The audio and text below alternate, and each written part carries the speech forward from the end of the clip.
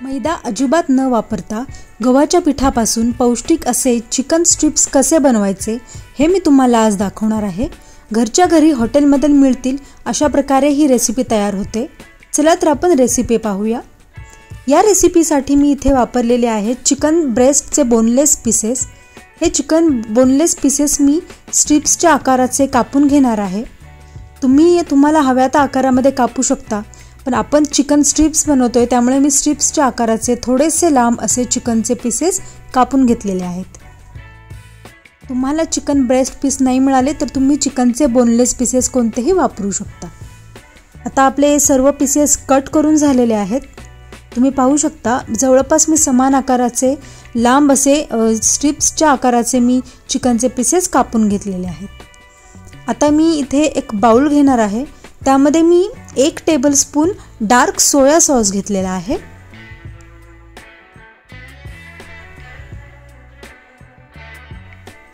त्याचबरोबर मी यामध्ये 1 tablespoon tomato ketchup टाकणार आहे।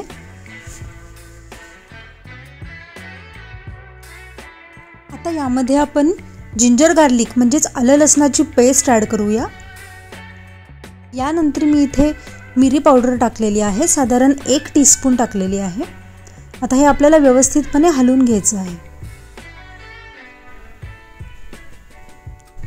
हे आपण चिकनचं कोटिंग तयार केलेलं आहे। आपल्याला मॅरिनेशनसाठी जो मसाला यूज करायचा आहे तो आपण बनवलेला आहे।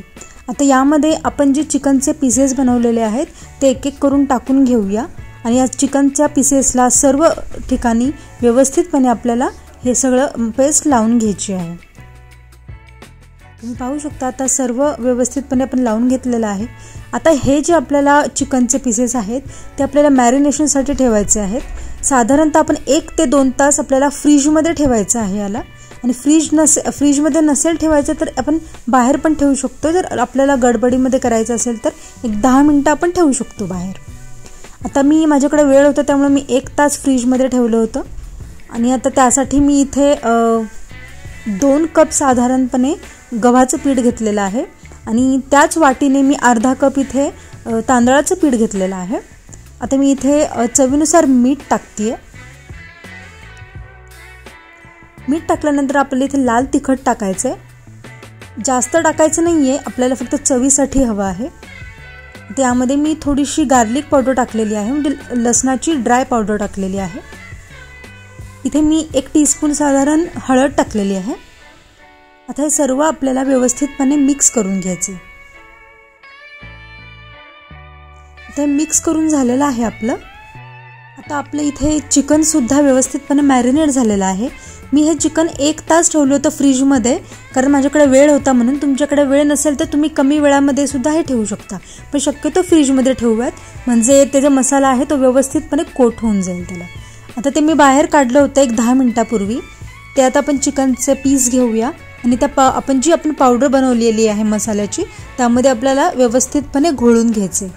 आता व्यवस्थित आपली मसाला पावडर त्याला कोट झाल्यानंतर फक्त आपल्याला एका बाउलमध्ये पाणी घ्यायचं आहे आणि त्यामध्ये एकदा फक्त त्यामध्ये डीप करून आपल्याला लगेच बाहेर काढायचं आहे। फक्त त्याला ओलं करायचं आपल्याला आणि परत एकदा ती पावडर आपल्याला यावर कोट करून घ्यायची।